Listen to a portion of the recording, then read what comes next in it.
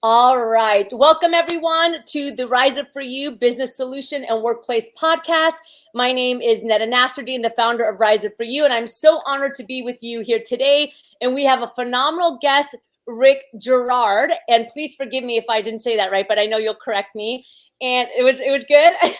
Thumbs up. You're good. Yeah, you got it. Awesome. Perfect. Yeah. Today, we are going to be talking about a hot topic that's going on right now in many corporations amongst many of our clients, and that's about hiring. As we know, the Great Resignation of 2021 is here. So this is a very timely topic. So Rick, thank you so much for joining us. I'm going to start by asking you to tell us a little bit about yourself and what you do. So brag a little bit. Okay, cool. So, I'm the reigning Macarena champion in Irvine. I just totally made that up. I'm really not, but in my house, I am. So I'm an entrepreneur. I focus primarily on hiring. I've been in executive search most of my life. And what I found was there's some inherent issues in how we interview people that transfer to why we make bad hiring decisions. And so about 8 years ago, I set on a mission to fix that. And so now I work with entrepreneurs and I help them to put in a structure and a process that'll effectively allow them to gather evidence to support whether or not they should even hire that person. I love that. Yeah. Yeah. So, we do, Rise Up For You does a lot of work with corporations on culture, human skills. And I always say that it starts from the very, very beginning, right? Like even before bringing that person on board, what kind of messaging, what are their values, and then how do we ensure that we're recruiting for that? So Yep. Can you talk to us just a little bit, give us a little bit of insight from your own perspective and your professionalism about why right now do you think this Great Resignation is happening? I mean, I know we see a lot of articles about people want more freedom and everything after COVID, but from your perception, why do you think the Great Resignation is happening? And then, of course, I want to talk about what and how we solve it. Okay, so here's what we're seeing on our end. And like we talk to like hundreds of candidates a week, right? So there's a couple different things. I mean, first and foremost, everybody knows that there's tons of opportunity out there. As a matter of fact, I just heard some, I don't know, I haven't confirmed it, but I heard that last week there was like over 11 million jobs posted on all the career sites, right? Yeah. And typically there's like between 5 and 6 is kind of like the norm, right? So there's tons of opportunity. And from a person who's looking for a job perspective, you basically control the interaction. I think companies need to kind of come to grips with the fact that they're not really the prize anymore, the people are. And so you have that. So what I'm seeing is a lot of people are making moves because they want to grow. They're hitting a glass ceiling, or they're just tired of the work, or the managers. There's a combination of any of those between, but the biggest one is grow. I want to be able to expand my skills and grow into something bigger than what I can get here. And that's by far like the biggest reason why I'm seeing people jumping. The second one that we're getting is not very talked about, but it's policies. And so I don't like to talk, I'm not a political guy, but policies in around COVID and that sort of thing, however you feel about it, right? There's people that are jumping because they don't agree with whatever their company policy is. Got it. And so I've talked to quite a few people that have asked me like right up front, so what's the vaccination policy? And, if there's one, I'm not interested. And I've had people on the other side, if everybody there is not vaccinated, I don't want to go. So yeah, there's a lot in and around that. And to me, it kind of equates back to like really alignment of values, right? Yeah. Are people really aligned with the company values? And, so if they are, they're staying. If they're not, they're jumping. How much, and there's a lot of research and articles out there, so I'm curious in your perception, how much of the Great Resignation do you think is individuals that are going into like the entrepreneurial space where they're building their own thing, or are you seeing predominantly just moving to another corporation? No, I think a lot of people are becoming entrepreneurs.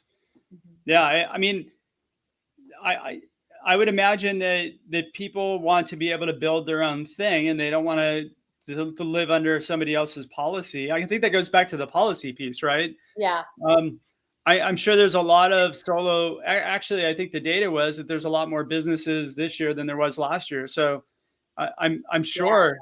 sure people are saying, look, I'll just be a consultant. Then I don't have to deal with any of this. Yeah. Yeah. Much harder to do than say, but yes.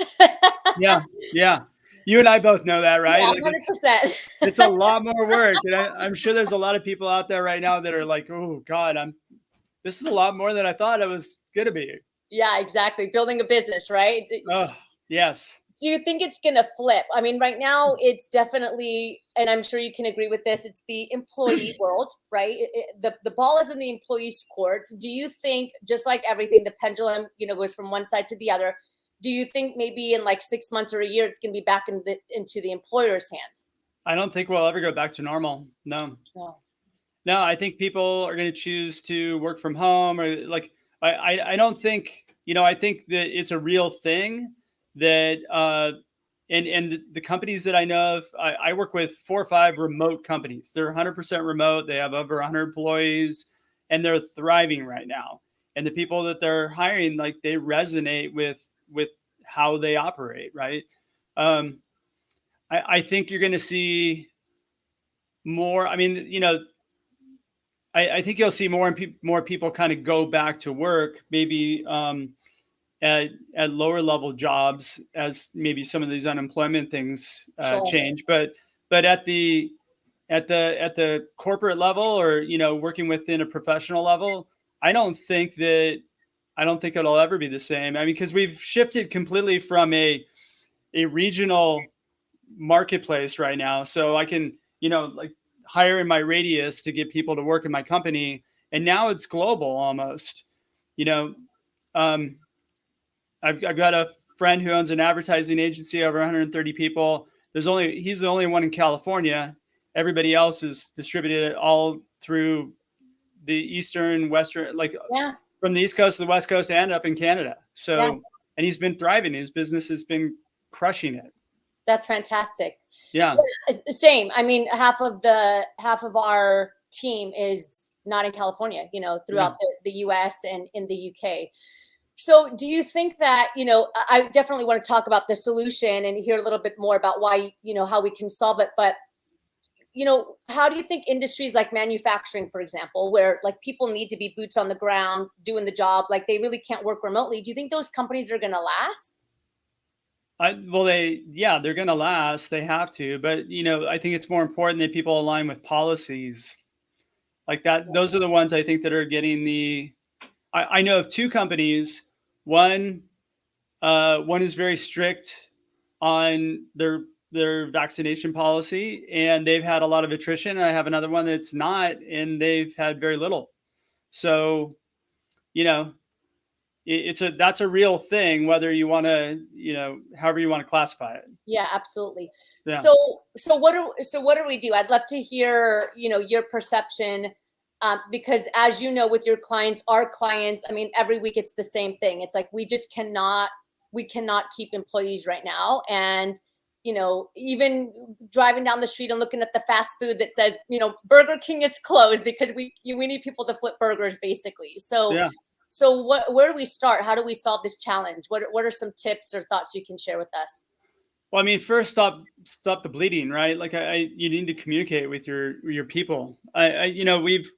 We've come into, I think, again, that old adage that people don't quit jobs, they quit their managers, right? It is very true, more so than ever now. If you're not communicating to people, and you're not kind of creating an environment that they want to work within, they're going to bounce.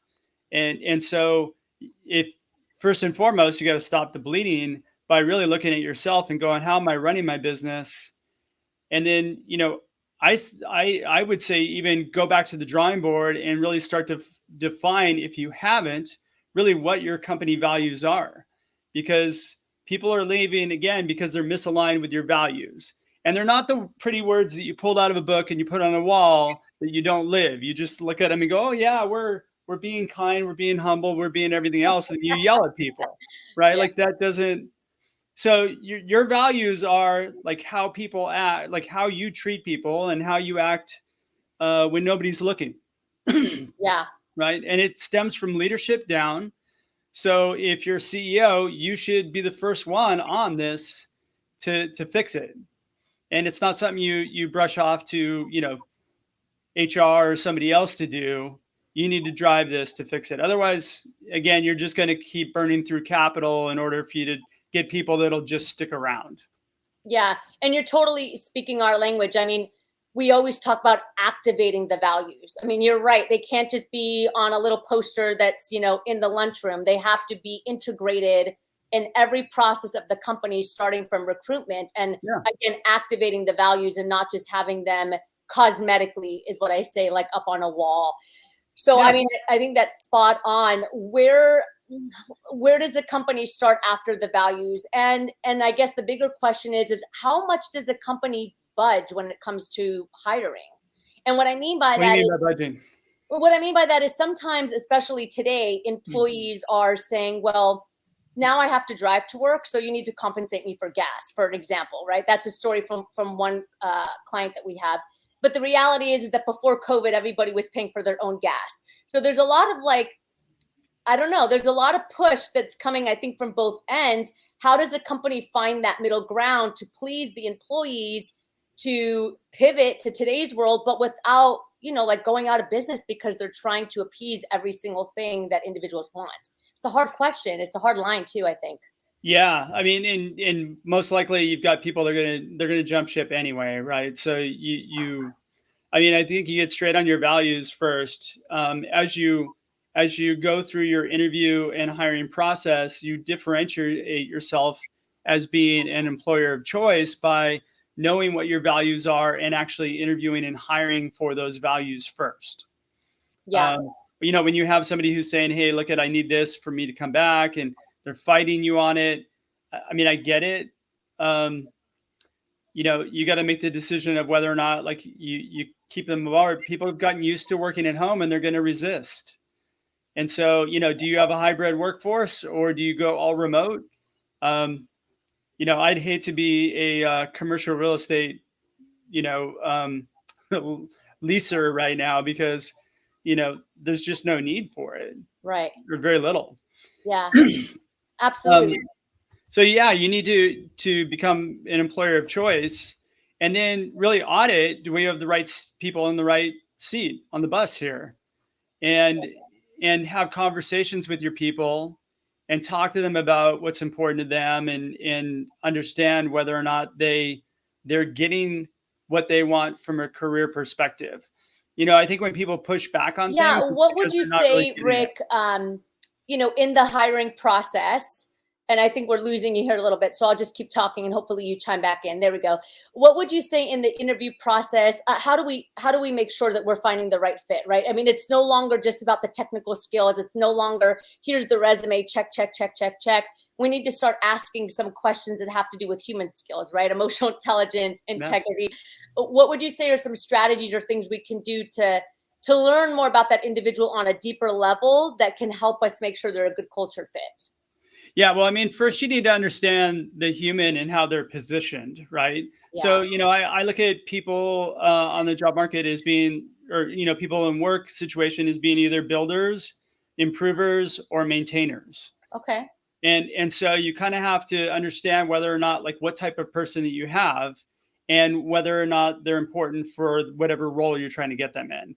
So a maintainer is somebody, like, for example, that um, they want to go in, they punch the clock, they do their work really well, but they don't really build anything or do anything. Like, they basically, like, they come in, they're keeping their customers happy, right? Okay.